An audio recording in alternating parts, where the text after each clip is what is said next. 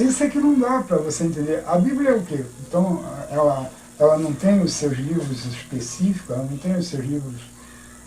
você falar dos livros proféticos, engraçado, né? O próprio, eu não posso falar muita coisa, né? Porque eu sou sensacionista. Né? Esse negócio de falar profecia hoje, esse negócio todo, eu acho isso aí muito complicado. O último profeta foi João. Ali acabou o ciclo de profecia. Né? Até mesmo Pedro, quando fala lá que os vossos filhos profetizarão, cara, ele está fazendo uma citação, ele está citando lá Joel. Né? Então, sabe, existe muita coisa disso. Eu quero defender meu ponto de vista, eu pego qualquer coisa. Sim. Agora, aí o Espírito me revelou. Pois é. Sabe, e nesse do que o Espírito me revelou, são 35, 40 mil denominações totalmente diferentes que estão... Vai chegar um ponto em que essas denominações não vão ter mais com quem combater. Então vão começar a brigar entre elas. Elas vão começar a se autodestruírem. Né? Você lembra que quando nós começamos a conversar, né, eu falei sobre o senso, né, o senso comum, né, que é a sabedoria popular, e a ciência. Né? Você não pode fugir da ciência. Essa história de Paulo falar em culto racional, o culto jamais vai ser racional. Porque ele foge à razão. Porque a razão, ela exige coisas comprováveis. Científicas. Comprováveis. Entendeu? Então não tem. O culto sempre vai ser pela fé. Vai ser sempre por fé. Fé naquela coisa ali que você jamais vai exigir prova. Você vai acreditar simplesmente por crer. E outra coisa, você vai dar aquilo ali como uma verdade absoluta, quando a gente sabe que não existe o absoluto nessas coisas. Não existe essa questão, é uma relatividade muito grande. Não seria experiência própria, mas seria experiência individual. Exatamente. Né?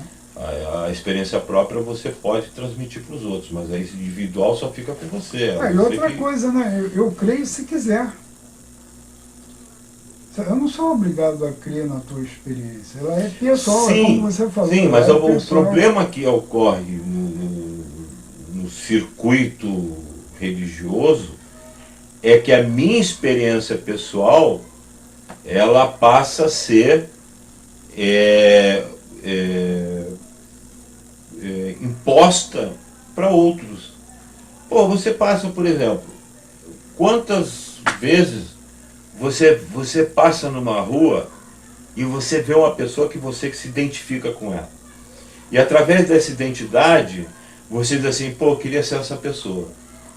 Mas hoje em dia o religioso, ele não apresenta um caráter saudável de ser imitado.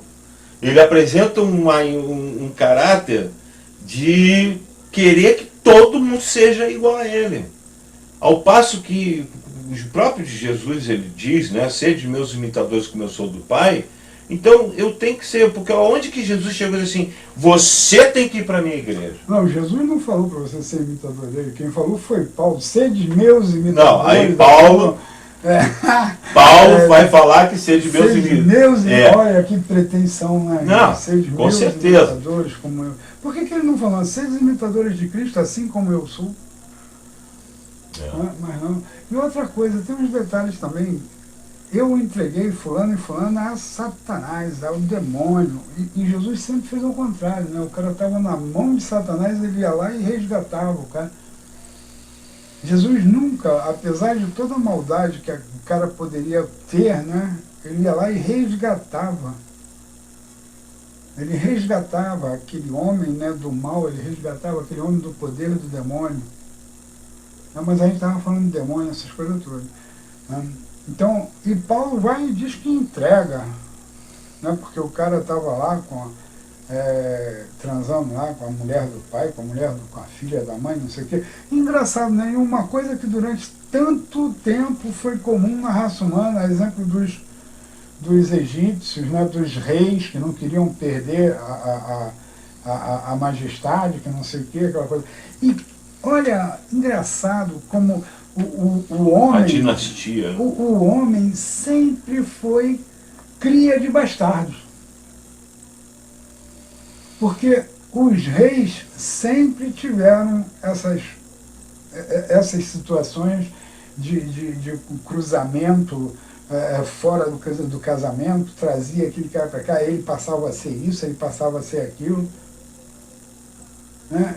Isso aí é comum na humanidade. Isso aí é errado, é certo? Eu não estou aqui fazendo julgamento. Eu estou falando que é comum. Durante muitos anos foi comum. Se a gente pegar aí gene, essas coisas todas, é capaz da gente ver que o filho daquele rei ali não era filho daquela mulher, nem sequer às vezes era filho dele, era filho do camareiro, era filho do não sei o quê. Né? Visto é que nós temos a nossa grande guerra atualmente, eu acho que é uma guerra que vem desde tempos idos, antes de Jesus mesmo, dos muçulmanos, né, contra os cristãos e judeus, reivindicando a primogenitura de Ismael. Ali é um negócio estranho, né? Aquela situação ali é um negócio estranho. Eu acho que Maomé, ele formatou uma religião para ser oficializada essa rixa que existe. Mas é interessante que eu penso assim, pô, mas quem é o causador disso tudo? Eu jogo a culpa em Deus. Porque quando Deus manda Abraão obedecer a Sara, e que ele manda Agar para o deserto, e Agar está com Ismael com sede, ela encontra um oásis, está com sede, e Deus encontra um oásis para ela vai e toma daquela água, ele promete a ela que Ismael seria herdeiro de um povo de grande nação também. E depois Ismael tem as 12 tribos de Ismael. Eu não Teólogo, estou jogando essa pemba para tudo. Porque eu, sinceramente, eu gostaria de saber muito sobre isso. Porque se Deus faz essas duas promessas através de Abraão e a promessa direta para Ismael, como é que a gente vai concordar com isso hoje? Dizer, não, os muçulmanos estão errados, os judeus estão certos. Não, os judeus estão errados, os muçulmanos estão certos. Olha só, a gente vai partir sempre a gente vai partir da premissa, né, da fé. Né? Você crê, né, que a coisa aconteceu da forma que está descrita no livro. Mas aí nós já tocamos no assunto lá atrás, no primeiro capítulo, que as escrituras elas foram formadas de acordo com a necessidade humana. Isso, exatamente. E quem diz para você que não existem outros livros que dão embasamento para o islamismo, que dão embasamento para a criação da religião islâmica? Escrituras existem para nós. E eles devem ter também as escrituras deles. Exatamente. A diferença é como eu estava falando no início, lembra que eu falei, a melhor definição que eu vi até hoje de seita, né, a seita é aquela situação que não é a minha religião. Então, não é a minha religião, é uma seita. Né? Porque não tem parâmetro, não existe assim um parâmetro para você identificar o que é seita, o que é religião, a não ser que você fale assim, vamos estipular, é um número X de adeptos, então você vai formar religião e seita. Mas se for assim, hoje em dia... mas quando eu vou forçar você a falar isso, porque eu já ouvi isso de você. Seita tem templo, religião tem templo. Seita tem, vai lá. Não, isso aí é uma situação natural, né, quando você quer formatar diferenças. Né? Você coloca as duas escolas. Né? Então, as duas escolas você vai ver pontos comuns. O que elas têm em comum.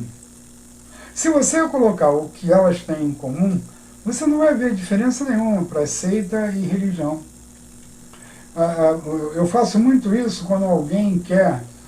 Eu não gosto de que ninguém venha a ridicularizar uma religião que não seja dela. Eu não gosto. Eu acho que, em primeiro lugar, você tem que ter o respeito pelo ser que pratica aquela religião. Se ela veio do Oriente Médio, se ela veio da África, se ela veio da Oceania, da Austrália, não importa. Tem que ter um respeito. E outra coisa, aonde está escrito que o meu Deus é o Deus verdadeiro, aonde está escrito que... Porque eu digo que é o verdadeiro, porque ele se colocou como um Deus verdadeiro e eu creio que ele seja o Deus verdadeiro. E outra coisa, bom, não, vamos voltar aqui. Quer editar? Não, olha só. Então você coloca esses pontos, né? Ela tem um responsável? Tem. A outra tem um responsável? Tem. Ela é praticada num determinado local? Essa aqui é, essa aqui é. Ela tem um livro de regras? Essa aqui tem, essa aqui tem. Ela tem rituais? Tem, essa aqui tem. E quando você vai vendo pontos, membros. Quando você vai vendo esse tipo de coisa, todas elas têm a mesma coisa. Então, onde está a diferença? A diferença no crer. Porque tem umas coisas que são interessantes. Todas as religiões têm uma mística, né, de antropomorfismo. Quando não, tem uma coisa de sobrenatural, que foge ao entendimento. As religiões politeístas, né, Zeus se transformava em chuva de prata, Deus se transformava em cisne, Zeus se transformava nisso, naquilo, não sei o quê. A concepção do Verbo em Maria é como uma luz. Sabe? Então tem toda essa coisa, toda religião guarda em si um efeito desse.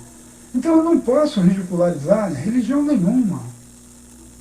A minha é verdadeira porque eu creio que a minha seja verdadeira. É como disse Shakespeare, existe mais coisas entre o céu e a terra do que supõe a filosofia, a vã filosofia. O próprio Deus, o próprio Yahvé, tá? Ele vira e fala assim: não tereis diante de ti outros deuses. Ele não está negando. Olha só, se não existissem outros deuses, não haveria necessidade de Yahvé falar isso. Ele poderia simplesmente falar assim: não quero diante de vocês imagens. Não quero diante de vocês fotografia, não quero diante de vocês tracinho, pontinho. Essa fotografia até o cristão, o ortodoxo, né? Ele, para não ter imagens, ele botou fotografia, que não é imagem. Sabe, na verdade, todas as religiões, todas elas, todas, têm pontos bons, têm pontos ruins, têm pontos de acerto, tem erros crassos. Tá? Essa coisa de dizer que não. A Bíblia contém erros. Tá? Erros que você, por interpretação, você desvenda. Sabe? Mas que numa lógica contém. Todos eles, nós cometemos erros, essa coisa toda. Não tem, a gente tem que tomar um cuidado muito grande. O reino de Deus não está preocupado com a escritura. Isso que eu acho que nós temos que tomar muito cuidado, porque o reino de Deus não está preso à letra. O reino de Deus não está preso à escritura. O reino de Deus, ele é livre, ele é liberto. Jesus veio e falou assim: eu sou o caminho, a verdade e a vida. Depois, logo em seguida, ele fala: a verdade vos libertará. E o que as pessoas fazem, os dirigentes principalmente, pegam e botam grilhões nos pés dos irmãozinhos que dão aquilo ali por certo, tem eles como verdadeiros representantes. Chega o caso do jovem que chega diante de Jesus e diz assim: Senhor, o que devo fazer para ser salvo, né? Para ter o reino? Jesus diz, guardas a lei. Para um judeu guardar a lei é a coisa mais simples que tinha. Exatamente. Aí a gente diz, senhor, isso aí é mole. Então faz o seguinte, vende tudo que tu tens e dá aos pobres. Aí você pega... Aí o bicho pegou. Aí você pega, danou-se. Porque, Sacerdote... não, eu estou preparando o terreno. Calma aí que eu estou preparando o terreno, que nós vamos entrar num momento chave para a gente encerrar. O fariseu chegou... Então, deixa eu só falar. Aí Jesus chega e diz assim, só fazer um comentário aqui. Aí Jesus chega e diz assim, quando é que eu estive nu e me vestir? Essa parte da Bíblia que eu fico todo arrepiado, eu tenho medo da nossa... Tive sede e não me desse de beber. Tive preso e não fosse me visitar. Aí o sujeito diz assim, não, porque tem que ficar na igreja, porque a igreja, Deus está lá. Não. Deus habita em templo de pedra? Verdade. Cara, são duas coisas. Tem uma coisa na escritura que me deixa arrepiado de medo. Né? É quando o malandro chega perto de Jesus, né, no dia em que Jesus vai cobrar da gente, né? Aí, eu expulsei demônios no teu nome, eu fiz isso no teu nome, eu fiz aquilo. Isso porque tu é crente, eu não sou Deus. Eu sou crente, pois cara. Depois tô crente que tô abafando. Depois tu edita lá, olha, bota ali embaixo naquela letrinha, Mateus 24, 32, 48, que a pessoa... Acho que é 24, 24, eu não tenho nada. Mas depois vai ter a referência. É para eles verem que a gente não está falando mentira. Mas a gente tem que dar umas rateadas aqui, que é para também dizer que a gente sabe tudo. Não, sabe que engraçado, né? É interessante. Porque é onde eles vão pegar a gente, sabia? Não, mas sabe onde eles vão pegar a gente, é onde a gente errar. Não, mas sabe que eu faço isso? Eu faço isso porque aí eu peço, olha só, acredita assim, o Adalto está falando mentira. Procura na escritura. Claro, e vem contestar. Sabe, porque se eu falar alguma coisa assim nesse sentido, não, Mateus 24, Mateus 24, 36, eu só sei umas que é só para detonar. Sabe? Mas aí é conversando realmente com... não com o nosso irmãozinho, né, mas é com aquele que acha que sabe, né, e uma só. Então eu faço o seguinte, olha só, não acredita no que o Adalto está falando, você tem que pegar a escritura e ler. Mas agora fazer leitura não de texto individual, uma leitura tem que ter um contextual. Não, tem que ter um contexto. Né? Cara, você já viu como é que tem umas coisas? Eu acho que foi semana passada que eu estava falando sobre isso. Né? Todo mundo bota o dedo apontado para o outro, né, para o irmãozinho, e fala assim, o salário do pecado é a morte. Aí o cara fica, mas ele não coloca vírgula. Mas o dom gratuito de Deus é a vida eterna. Ele não fala isso. Filho, obedece teu pai. Vírgula. Pai, não desperta a ira do teu filho. Sabe, o cara, ele pega aquele texto, aquele trecho, aí forma um contexto para enganar os outros. Para fazer um pretexto. Entendeu? O cara não vai... Quantos já escutaram esse negócio de o salário do pecado é a morte?